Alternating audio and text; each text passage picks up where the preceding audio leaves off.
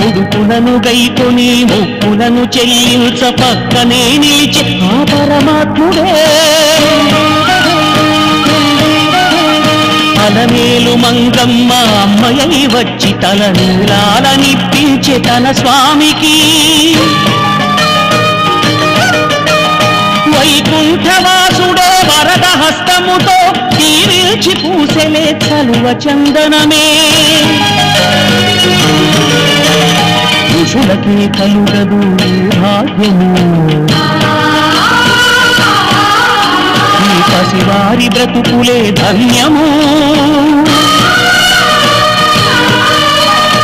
అమ్మని నాన్నని కలపాలని మది నమ్మి పూనిన వ్రత దీక్షకి నిలువెల్ల